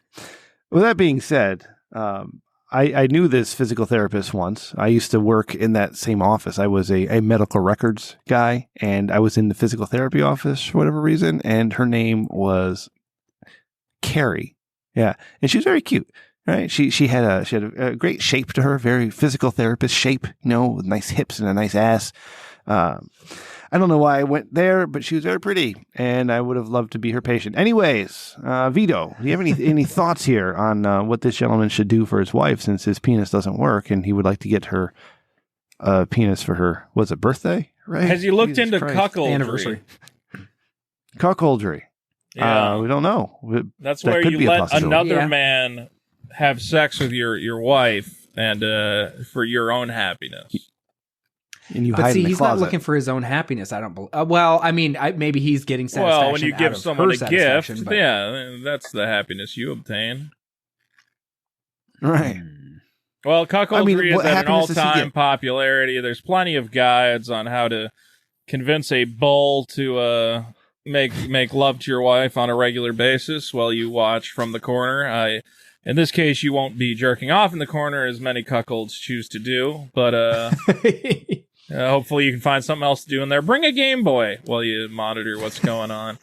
And have yourself a time. I think it could be a fun, exciting experience for both of you.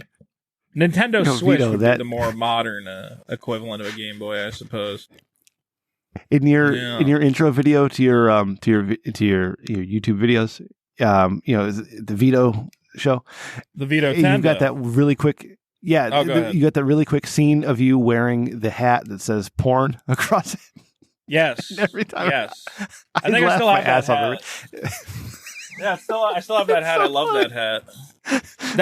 That hat is from a video I did, which many people have not seen, where I went to the AVN porn awards in Las Vegas with an urn full of ashes, my uncle's ashes.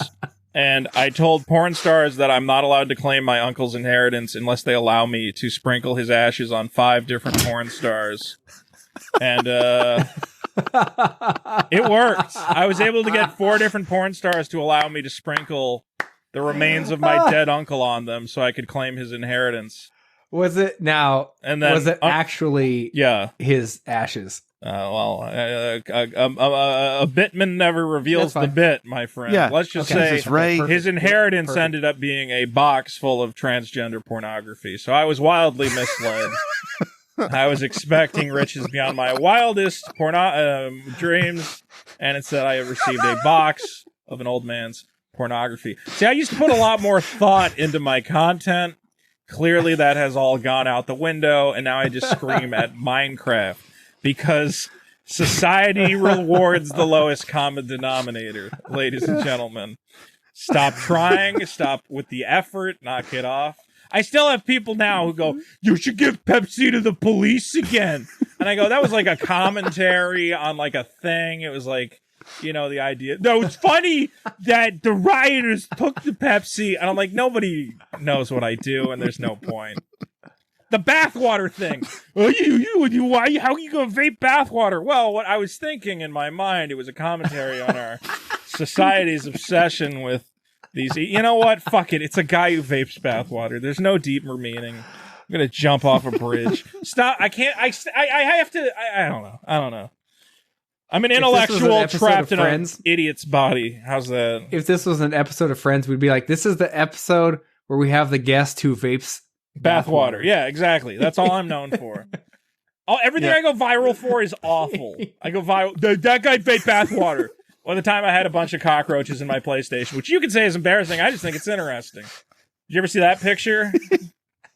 Yeah. Ray, have you seen that one? I don't think I've seen the picture. One time I used to live in a really bad apartment building. And to be clear, an apartment complex with multiple apartments, and people go, why'd you have cockroaches? What do you want me to do? Clean an entire de-roach an entire apartment building? I have no control over this. So there's a lot of roaches in my apartment, and people who own PlayStation 4s and have a roach problem, it's a very common thing. Roaches, the holes in the back of that thing are gigantic, and roaches want to live in there. It's honestly, you can look it up. It's a huge problem. Flaw. It's a design flaw. And everybody tells me I'm an awful person because I had roaches in my PlayStation. I go, what am I going to do? Talk to them nicely and tell them not to crawl in there after I'm done playing Halo? Take it up with the Sony engineers. Yeah. Okay. Yeah. So everybody on the internet, I posted, because I opened it up and I took all the roaches out. And I was like, look at that. That's pretty fucking nuts how many roaches get in there. And then everybody gets mad at me like I did something wrong. Whatever. Sorry, I don't control bugs. I had 1 million traps in that apartment. I cleaned it constantly. I vacuumed it every day. Don't tell you're gross. Not gross. I lived in a low rent apartment building full of other people who probably were gross. Was that in Massachusetts or in that was in California. That was up in beautiful Vallejo, California. One of the most high. I drove through there. Oh yeah, well, congratulations on driving through one of the most high crime cities in America. Oh, dude. Although Oakland's you guys worse. should be friends. When I lived in Oakland, they actually stole my car. I drove through Oakland today too. Yeah. Accident. Never stop in Oakland for any reason. I'm dead serious. Yeah. Don't stop. Don't park your car. Just get through there and go somewhere else. Yeah. So there's this. If you're going in from like Sacramento to San Francisco, before you cross the Bay Bridge, there's the last. There's a toll bridge right there, right? So you get the toll. And right before that, there's one exit, and it says last exit before the toll. One time, I'm driving through, and I'm like, son of a bitch, I don't have any cash. I better get off on this exit. So you take that exit. You know where it leads you? The worst part of Oakland. I get off. It takes you back over the bridge. You go in, the first exit you get off there, I'm like, I just need to find a gas station. I put it in my GPS, and it's like, oh, it's only like 2 miles away. I'm driving down these streets that have cars. It's a one-way street, and there's some random rundown Dodge Caravan minivan from like the 90s that's driving the wrong way down this one-way street. Tents everywhere. It's the shithole. It's a complete shithole. Stay away from Oakland. Stay away. It's horrible. Yeah, I live pretty much exactly off that exit. And that's not even a joke. Vallejo's not that far away. Yeah. If you got off that exit, I lived like a couple blocks away. So, Oakland's the worst. And my car got stolen, and I hate it. I hate Oakland. Vito, are you still selling Nintendos? I'm sorry, I was just thinking about this. I forgot to ask you last time. Are you still selling original Nintendo Entertainment Systems? Yeah, I got all that stuff, and but I'm being very slow and lazy about it because I don't want to take pictures of it and see what I got. What do you need? Which Nintendo? I mean, Regular, how much is a Nintendo and some games and stuff going to cost me? I don't know. I'd have to check. Prices are fluctuating hard right now because everybody is A, trapped inside, and B, getting free money from the government. So, unfortunately, you have picked the worst possible time to try and buy an old Nintendo system. But back when I was selling them, I think I was selling them way too cheap. I was selling them for like $50. So you missed out, moron. God damn. I could probably get 80 for one of them now. With like a Mario and a Duck I forgot Hunt to ask last time you were on. Yeah. Shit. Well, I just sold a Super Nintendo, one controller, copy of Super Mario World, and 4 terrible sports games I sold for $80.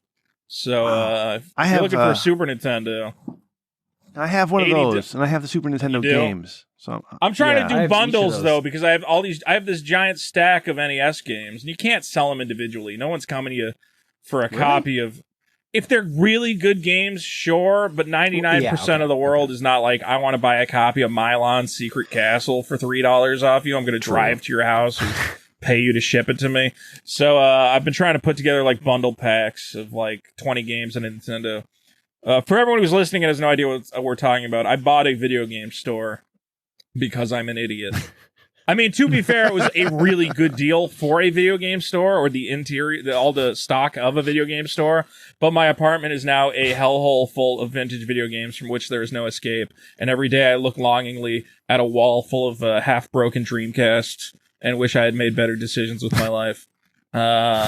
So yeah, if anybody needs a broken Dreamcast, I think they're all broken. I should just throw them out. What do you do with a broken Dreamcast? Nothing. You can't. Maybe give it to the yeah, guy. exactly.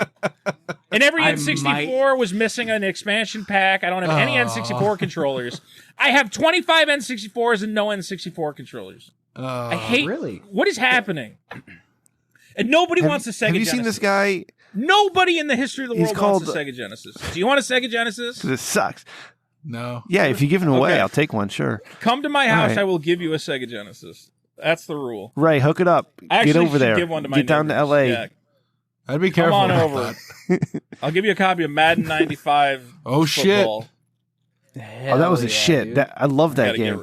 I gotta get rid There's of this guy, Vito, on YouTube. He's called Odd Tinkering. I think he might be out in Europe though, because of the way it is. But he gets this a lot of old shit doesn't work anymore, and he makes it work. Like he's got old PS1s, old Nintendo 64s, old Super Nintendos, and he cleans them up, and he gets rid of the yellowing, and he makes everything work again.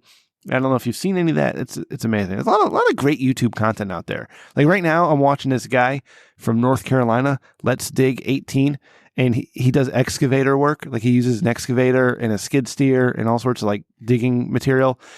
And this is the only shit I watch now, Ray. I watch this guy excavate like building properties or ditches or grading land.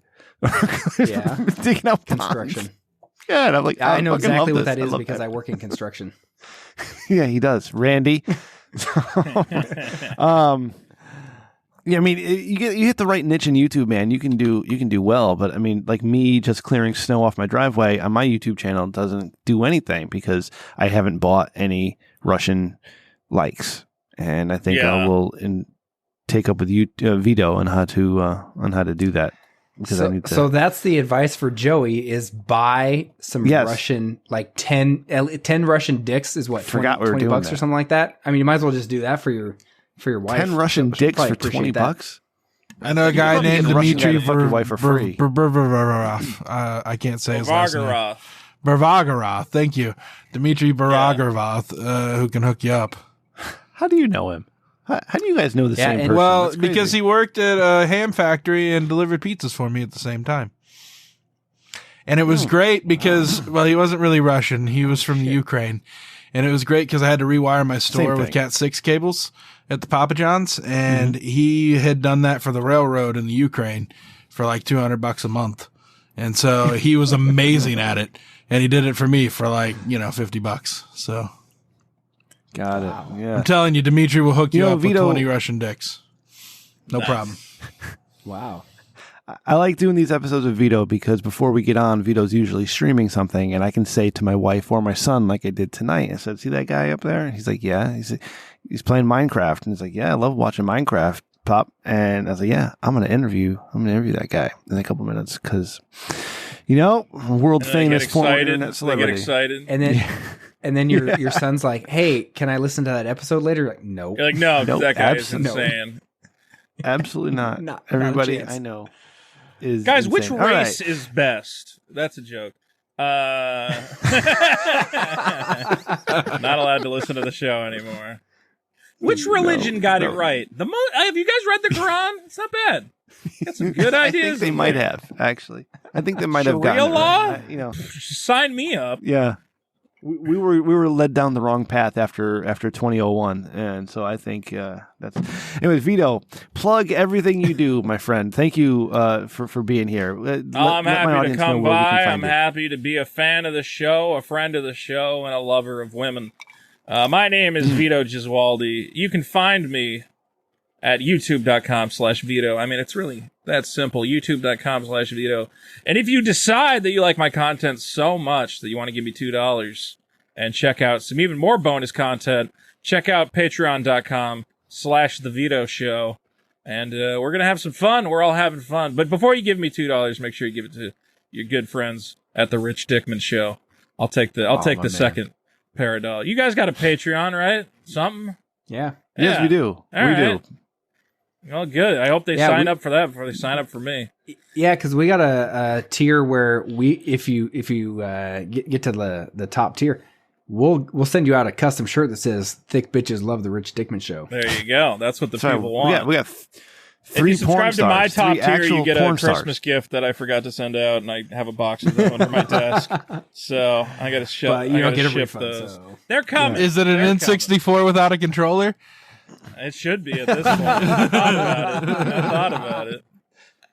Broken Dreamcast. You'll get it. December 2021. All right. Do you have Mega Man X for Super Nintendo hanging around? Like, I'd like to talk to you about getting a copy of that. I don't know if I have an extra copy. I could take a look.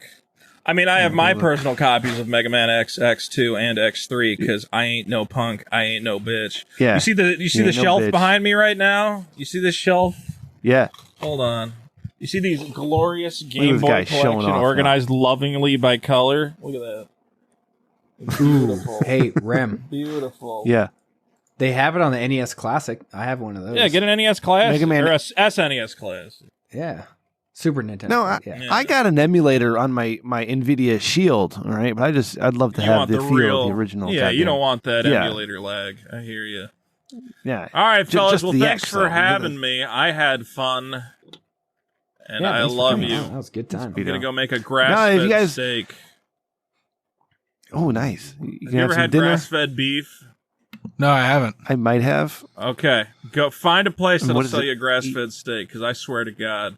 Maybe at Del Frisco's. Maybe. Yeah. Sorry. Well, I got one from the market, and I cook it up, and I swear to God, it's the best steak I've ever had. I didn't know steak could be this good. Do you use the Ninja Foodie? No, I haven't. Is that a device? Yeah, it's pretty great. It's the only way I can cook. You put the little thermometer. Yeah, you put the thermometer in there, and it grills the top and the bottom. Gets it just right. You hit, if you want it well done, you hit well done. And it makes it well done, and then that way it has a moron setting. Fantastic. Yeah, and then you can use that to put your ketchup on it afterwards. All right, I need to get off this podcast before I hang myself. And you just really you want me to off. Well done with ketchup, a grass-fed ribeye. I hate this show. I'm done with this show. Oh no. Yeah, don't. Yeah, that's my girlfriend, not me. My girlfriend's that way. It's the worst. Good. Oh my God. It's the worst. But, I if love you her. like the Rich Dickman Show, you're going to love the Vito stuff. Uh-oh. Vito's shit, fantastic. she's I love everything listening. he puts out there. Oh, no. She's listening. Yeah. I mean, she's right next to you. Shit, I thought she went to bed. You're in trouble. Okay, I'm sorry, guys. She's right next to you. God damn it, Randy. Oh, but yeah, check out Vito. I love Vito. So Vito, thank you so much for coming on. Thanks for having me best. on. I always appreciate have it. fun. Of course. You're the man. All right, we're gonna wrap up this show as well. So thank you everybody for listening to the Rich Dickman Show. Thank you, Ray. We love it when you listen to us. But if you want to support the show, tell a friend, leave a review on your podcast player of choice, and don't be like Heart of Tanks and listen like off the website. Like fucking just download get a goddamn podcast player and listen to the show. Jesus Christ. If you like it's more than that, check out our Patreon at patreon.com/Rich Dickman. Extra content all the time. Ray is working on a big bonus episode. And we have, as he said, you get in a top tier, you get a t-shirt, custom t-shirt. It doesn't have to say thick bitches love the Rich Dickman Show like our porn stars do wear. And I do have the Sarah Star clips, Ray. I have to finish our non-porn before episode 150. We'll get that done. And we give you free liquor fuels as well. And, of course, there's richdickman.com for all your Rich Dickman needs. Click the merch tab. Get yourself some swag. Get a goddamn mask or a t-shirt, something cool to put on. But you can go to amazon.com also and search Rich Dickman and get yourself a Eat the Rich t-shirt. No better time in the world than right now to wear an Eat the Rich t-shirt because, I mean, I don't know if you heard what happened yesterday at the Capitol, but fuck the fucking rich people. Right? Fuck the politicians. the Buffalo man. He's gonna take. He's in charge of shit. That's right. And of course, we have our own YouTube channel, Vito. I don't know if you know that, but we have a YouTube channel. But you have to. We don't have our own slash on it because we don't have enough subscribers. So find us on YouTube. Search Rich Dickman. I imagine. Yeah. Yes, and subscribe, and you can see videos of me cooking food and clearing snow and our episodes. Yeah, that's it. And of course, you can follow us on Twitter at Rich Dickman Show. You can email the show at richdickmanshow@gmail.com. Executive producer Randy is Sir0 with an E at gmail.com. You can follow producer Ryan at Ryan TRDS. My mother at Rem_Mama. I am, of course, at Rem Dickman. And Ray, how do we follow you? On Twitter at Jules Winfeld, as well as the best way to get a hold of us directly. It's called the Dickman line, 860-316-4776. Or you can catch me. Right now I'm at the Capitol building. If you want to check out, if you want to find me somewhere in person. But also, you didn't plug it, but go find Star Realms. Go find Star Realms. Yeah. Buy a copy. Check awesome it out. Game. Haven't played it yet, but I'm actually looking forward to it now. Well, you can also get it on your Android and iOS device. Why don't you go try out the digital version? You can, it's got a demo basically. Try the demo. It's actually very addicting. It's a very fun game. Nice. Yeah, I got addicted to it for a while, and then I had to stop playing it. You got the other game too. Enemy Weapon. You can check out enemyweapon.com. I got to talk to I was going to go to all these game conventions this year and try and find a publisher to make it go wider, but clearly those conventions did not kick off for a number of reasons. But you can check out enemyweapon.com if you want to see a game that was self-published. One man against the machine, fighting valiantly, and I managed to get my own game out there, and people like it. I'll send you a copy, Rich, if you want a copy. If you don't have a copy yet, just got to send me your address. Oh, yeah. All right. I'll DM it to you. I'll just give my address out to fucking everybody. I'll forget to send it to you also, but I'm going to pretend that I'm going to make good on that promise. I need more shipping. But all right, coming up on the post show. What's that? Well, I got to go because I'm going to fall asleep. Yeah, buddy. You. All right. Get out of here. Love you too, Vito. Right have fun. Thank you, buddy. Bye. Appreciate it. Thank you. Bye. Good night. See ya. 60 frames per second. Look at that, Ray. It's like the Olsen twins. Hey, for the post show, we've got a Svensson submission. Okay, I forgot to play this during the show, but here we go. Hello, Rem. Hello, Ray, and everybody at the Rich Dickman Show that make it my favorite podcast to listen to. This is Svensson here, and I'm calling in my Dick of the Week. This week, for a nomination of Dick of the Week, I am nominating Kanye West. Oh, God. And no, I'm not nominating Kanye for any of the stupid, bizarre, twisted things he's done, but because supposedly, rumor is that he is getting a divorce. That Kim is asking for a divorce from him because he cheated on her with an internet transvestite named Jeffree Star. And seriously, you're with Kim Kardashian. You have all those Kardashian women around, and you want to cheat on her with a transvestite male. Listen, come on. You get bored. Kanye, you get bored. What do you want? Than that. Anyway, that's my. I ain't saying she a gold digger. Ray, I hope you guys are doing well. Happy 2021. I hope this is a great year for you guys. It's been great, everybody Svensson. else out there listening, I hope you have a great 2021 as well. Take care. You know what's crazy? Because Svensson brings up a really good point here, right? Because as dudes, we're like, God damn, Kim Kardashian, how could you ever fucking cheat on her with that ass and that body of hers, right? Because Jesus It's all Christ, about Courtney. that's one sexy woman, right? She got the curves and the hips and all that stuff, everything in the right spot. It's fantastic, okay? And you're like, how the fuck do you cheat on someone like Kim Kardashian? Let me tell you what, Ray and Randy, guess what? FMT. Fuck yeah, FMT, exactly. It doesn't fucking matter, right? You're going to get bored of the same thing over and over again if she's not like doing her part on the other side, like making it interesting, right?